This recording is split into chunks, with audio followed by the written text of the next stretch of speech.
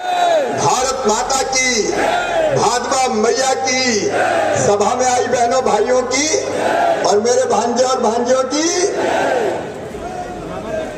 आज हम सबके समझ में पधारे हुए हमारे ऐसे रक्षा मंत्री जिन्होंने मोदी जी के नेतृत्व में हमारे देश की सुरक्षा को इतना मजबूत कर दिया है कि पहले जब कांग्रेस का राज था तो पिड्डी पिड्डी से देश डराते थे, और अब अगर चीन ने जरूरत हमारी सीमा में घुसने की तो चीन के सैनिकों की गर्दन तोड़ के वापिस चीन की सीमा में फेंक दिया गया। ऐसे हमारे रक्षा मंत्री और प्रिय नेता आदरणीय श्रीमान राजनाथ सिंह जी, दोनों हाथ ऊपर उठाकर ताली बजा के स्वागत कीजिए, वंदन कीजिए, अभिनंदन कीजिए श्रीमान राजनाथ सिंह जी का। हमारे प्रदेश के अध्यक्ष भाई बी.डी. शर्मा जी, आदरणीय अश्विनी वैष्णव जी, उनका भी हृदय से स्वागत है।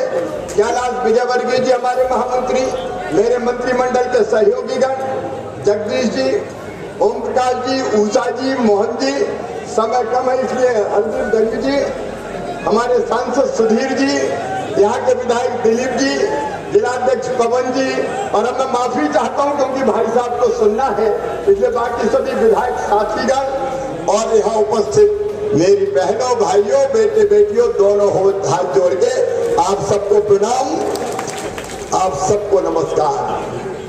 आज हम मुख्यमंत्री श्रीमान नरेंद्र मोदी जी के नेतृत्व में एक न्यू इंडिया का उदय हुआ है, एक नए भारत का उदय हुआ है। देश लगातार प्रगति और विकास के पथ पर आगे बढ़ रहा है, लेकिन आज मैं लंबा समय नहीं लूंगा।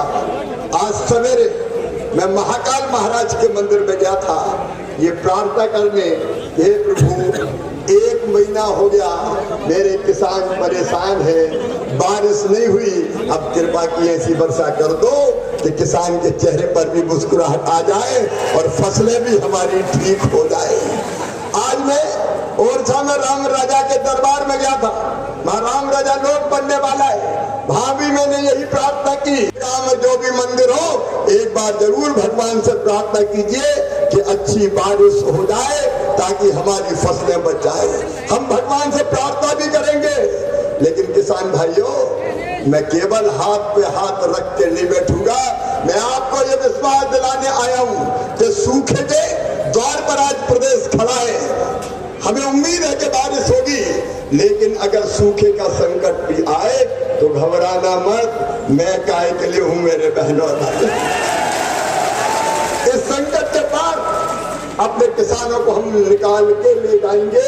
कल रात को भी मैंने समीक्षा की, बिजली की दिक्कत है क्योंकि एक साथ डिमांड इतनी बढ़ गई है, 15,000 मेगावाट कभी कल्पना नहीं थी। सावन सूखा, भादों सूखा, लेकिन उसका भी बेहतर इंतजाम करने की कोशिश करेंगे और पानी जहाँ जहाँ छोड़ के दिया जा सकता है वहां बेहतर पानी देने का काम करेंगे। और इसके बाद भी भगवान न करे कि वैसा दिन आए लेकिन फसल कहीं खराब भी हो गई तो आप बिल्कुल चिंता मत करना। ये वही मुख्यमंत्री और भाजपा की सरकार है जिसने अनेकों फसल जो आरबीसी 6-4 बनी आती थी उनकी भी राहत और मुआवजा दिए। हम पूरा इंतजाम करेंगे और इस संकट के पार आपको निकाल के ले जाएंगे। अरे हम कमलनाथ थोड़ी है जो कहते कि क्या करें हमारे पास पैसा ही नहीं है।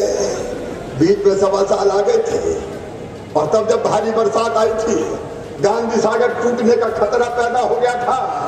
बताओ किसान भाइयों, कमलनाथ ने आपको मुआवजा दिया था क्या? अरे जोर से बताओ, दिया था क्या?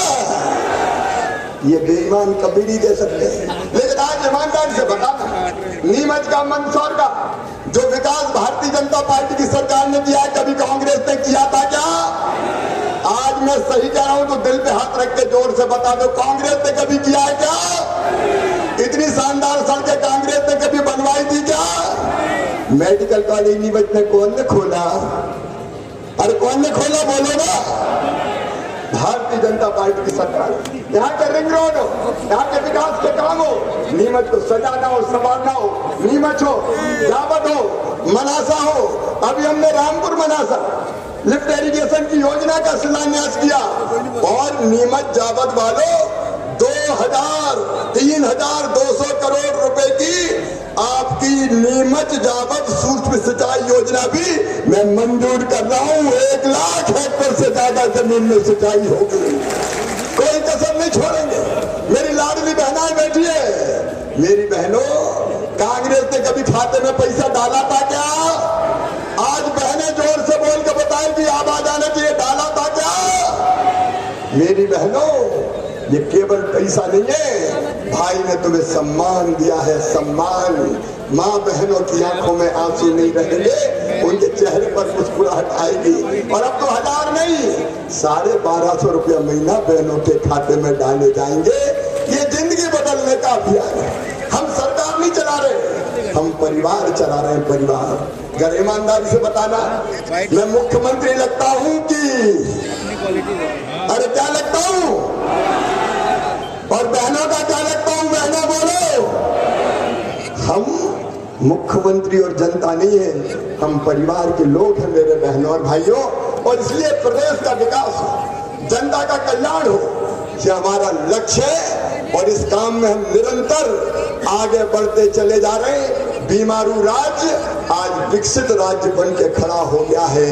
कई चीजों में मध्य प्रदेश नंबर 1 है, आज मैं उसकी चर्चा नहीं करूंगा। आगे भी ये बताओ, विकास के काम आगे भी बढ़ाने का काम कौन करेगा? भारतीय जनता पार्टी की कांग्रेस? जोर से बताओ। और कांग्रेस की तो मती मारी गई है। उन्हें एक संगठन एक बनाया है, कहीं की ईंट कहीं का रोड़ा, भानुमती ने कुनबा जोड़ा। इकट्ठे हो गए मुंबई में और अब क्या क्या कह रहे हैं? उनके घटक दल कह रहे हैं कि सनातन धर्म, सनातन ये मच्छर, डेंगू, मलेरिया, कोरोना है, इसको खत्म कर देना चाहिए। और मैडम सोनिया गांधी, तुम्हारे वेणुगोपाल क्या बोलते हैं? वो भी कहते हैं कि अभिव्यक्ति की आजादी है। क्या हिंदुत्व के नाम पर गालियां दी जाएगी? क्या सनातन धर्म का अपमान किया जाएगा?